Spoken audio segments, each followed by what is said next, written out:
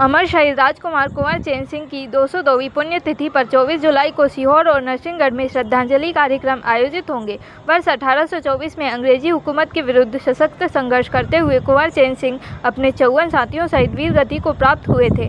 उन्हें मालवा आंचल का प्रथम स्वतंत्रता संग्राम सेनानी माना जाता है। सीहोर स्थित स्मारक पर मध्य प्रदेश शासन की ओर से गार्ड ऑफ ऑनर दिया जाएगा तथा नागरिक पुष्पांजलि अर्पित करेंगे।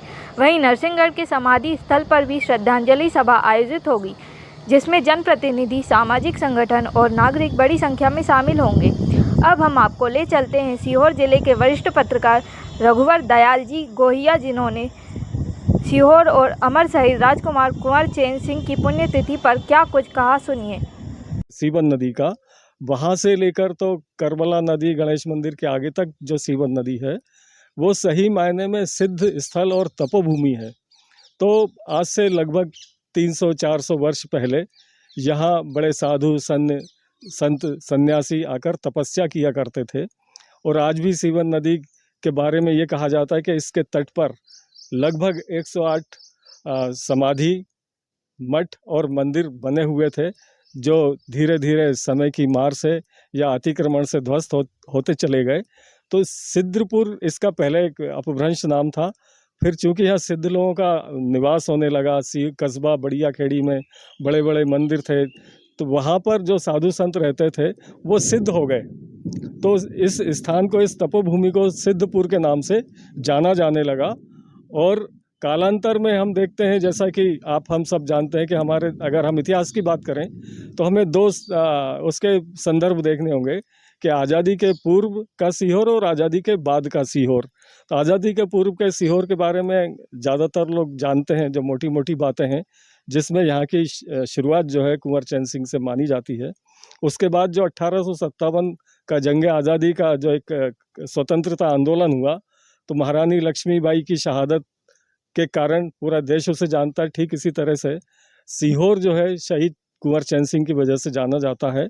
इन स्थानों पर आप देखेंगे कि बहुत सारी पुरानी और भी चीज़ें बनी हुई। जैसे कस्बा क्षेत्र की हम बात करते हैं तो यहाँ खिलजी वंश की एक मस्जिद है प्राचीन, जहाँ उसमें खुतबा भी, जो एक माइलस्टोन बोलते हैं, वो पत्थर भी लगा हुआ है।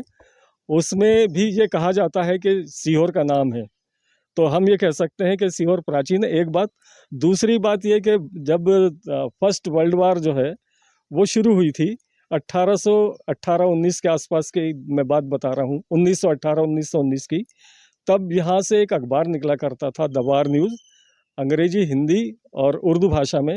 उसमें भी सीहोर का हवाला है और उसके जो संपादक थे वो संपादक वकील अब्दुल वाहिद साहब थे। तो आपका जो खिलजी वंश की मस्जिद, वार न्यूज़ और ये 2-3 स्थान ऐसे। और उसके बाद आप देखेंगे कि कुछ गजेटियर्स में भी, जैसे अभी एक नाम देवीपुरा हुआ अहमदपुर का, तो देवीपुरा प्राचीन स्थान था। ऐसे ही सीहोर के बारे में भी कई जगह पे आता है, लेकिन उसका जिक्र बहुत कम है। पर अंग्रेजों के अंग्रेजों के टाइम में जो रेवेन्यू रिकॉर्ड में सीहोर का जो हवाला आया है, वो हवाला इसलिए आया कि जहाँ अंग्रेज रहते थे उनके उस स्थान को आइडेंटिफाई करने के लिए C1, C2, C3 इस तरीके से नाम दिए गए थे। क्योंकि यहाँ पॉलिटिकल एजेंट रहता था तो ये C4 के नाम से जाना जाता था। तो C4 का अपभ्रंश होते होते C4 के बाद जो है वो सीहोर होने लगा।